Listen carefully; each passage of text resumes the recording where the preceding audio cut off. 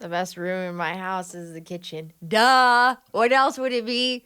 I just go in there and I find my meat sticks and I heat up my Hot Pockets. And yesterday I found a bag of cheese that I accidentally left a knife in it, because I had been holding the block of cheese next to me while I was watching TV and just cutting off slices one by one. And I left the knife right in the bag. So convenient for next time. Hi, I'm Lacey J. I'm an entrepreneur who started a social media agency at age 22. Weird, I know. I've been niching it down and building it up over the last 11 years, and a long 11 years they have been. Being on social media so much is hard on my and my team's mental health, so we work to find routines, balance, and focus on ethics that keep us showing up authentically online. If you manage social media accounts and you feel confused, unfocused, or straight up wackadoo, welcome to the club. We meet here once a week. Hello, everyone, and welcome. I'm so happy to have you back here. Today, we are talking about what is working on social media right now. Okay, sometimes it's hard to find things that feel like they're really working properly, but we've got a few this week to go over that hopefully can help you out too. So the first thing is bumping up your ad budget, okay? Primarily at Spry, we work with smaller businesses who have ad budgets like under $1,000 for the most part, $1,000 a month. You can take a good $300, $350, $400 ad budget and do a lot with that as a small business. So for instance, we have a client who we've been doing consistent $25 ads per post. So we will boost or promote a post on Facebook and Instagram for about $25 each. And they've gotten pretty good results, okay? We do the $25 ad, maybe we're doing it for website clicks specifically, and we're getting about 33 link clicks off of that $25 ad. Not bad. Now, we did an experiment this month and we bumped up the ad budget from $25 to $35 per post. And it ended up yielding 81 link clicks versus the 33 link clicks for $25 before. So that's a pretty substantial increase, a pretty substantial return on that $10 increase in ad budget. As we've been estimating why this might happen, it could definitely be because the more room that you give an ad to analyze and adjust based on the way that the audience engages with it, the better, the more efficient that it runs. So if you've had the same ad budget for a long time and you've been boosting posts at the same level on Facebook and Instagram for a long time, maybe we consider doing a small bump up to that. And it could definitely return a larger yield on whatever the objective is that you're trying to accomplish. Another thing that's working well on social media right now, I don't even want to say it's working well, but there's data coming through that's really interesting for us that I want to share. Have you seen these Facebook smart audiences yet? Okay, first they make me facepalm. Because anytime that Facebook wants to say that they know what we should do better than we know what we should do, makes me eye roll and gag and almost vomit, okay? Because how could they know? It's robots running the show over there. They don't know. So you might have seen this Facebook Smart Audience show up when you're going in to promote a post recently on Facebook. The first thing they do when you're promoting a post is the objective. They try to make it an automatic objective. So annoying. We would like to be able to choose the goal of our ads. We adjust that. We go down into the audience section. Well, the first thing, the default that they've been showing us in the audience selection lately is this smart audience. And I called my Facebook rep. We have like a representative internally that helps us with troubleshooting issues. And I asked them about the smart audience, where it came from, how they come up with the demographics in that.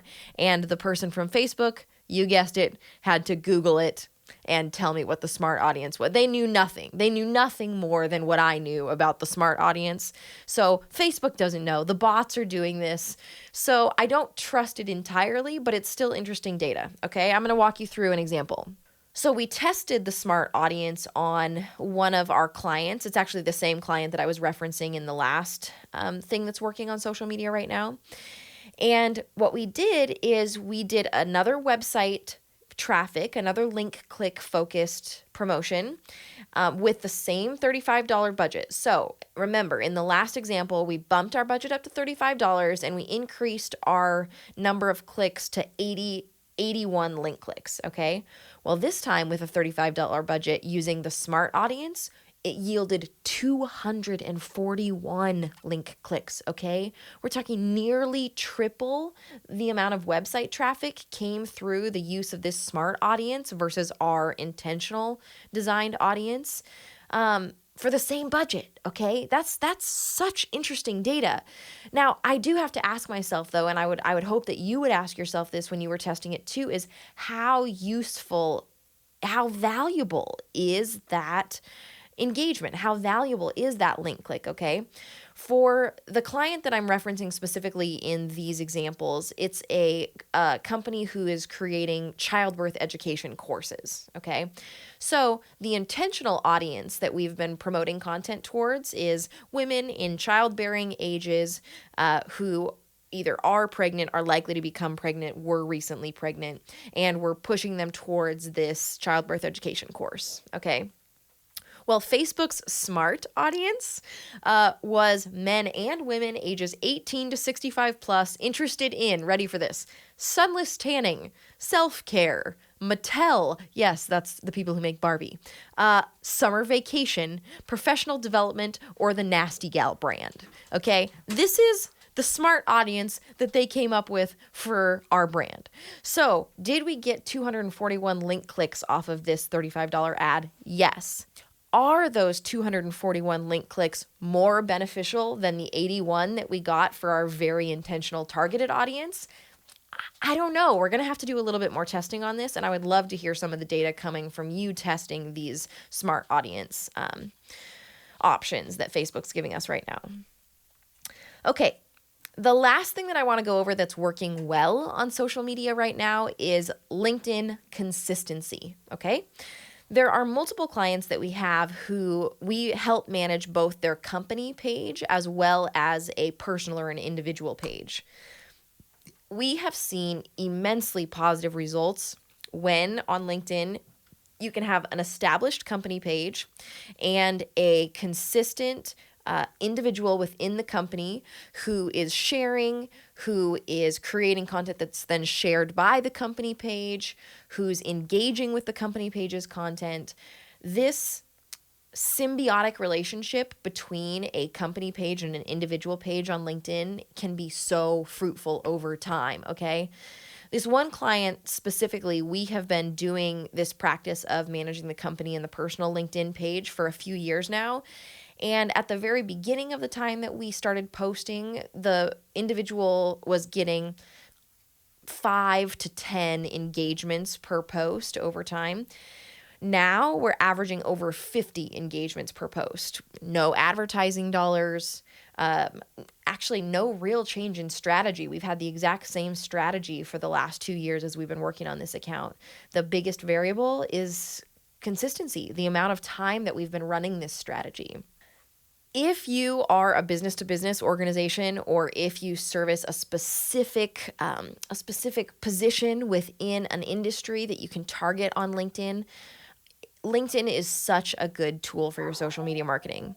Think about how your company page can interact with a personal page, create a strategy, and do it consistently over and over again, and you're going to see the yield from that, and it's going to be great for you.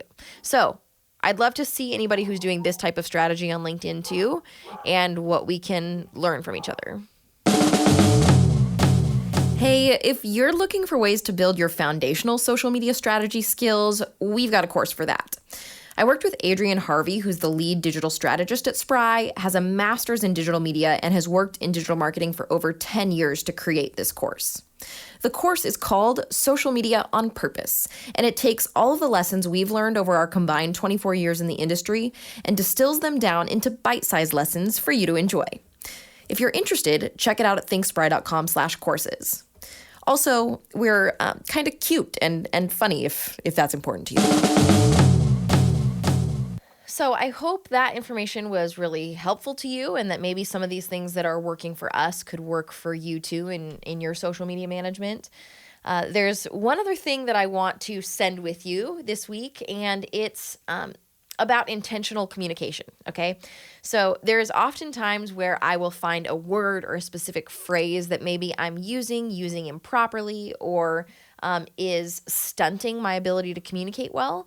And right now, my major focus is the word just. I am trying to completely remove the word just from my vocabulary. When I type it into an email or a text message, I'm just deleting that word. As soon as I see it, I'm just I just did it just now. As soon as I see it, I'm deleting that word. Why? Because the word just is like this minimizing word. It's taking what you're asking of someone, it's taking what you've done, it's taking your request, it's taking someone else's request, and it's minimizing it. And we don't need that. Let's just be clear in our communication from the beginning about what it is we're asking for, about what it is we've done, about what someone else is asking from us. If we can take that word just and remove it from our vocabulary, I think we could all trust each other a little bit more, because we're really being more honest, more clear, more concise with our language if we can remove that word just. So just get rid of it, okay? Just get rid of it. I'll see you later. Have a good week. Social Media with Lacey J is brought to you by Spry Social Media Marketing. Edited and produced by Chad Hinman and executive produced by Lacey J. Fott.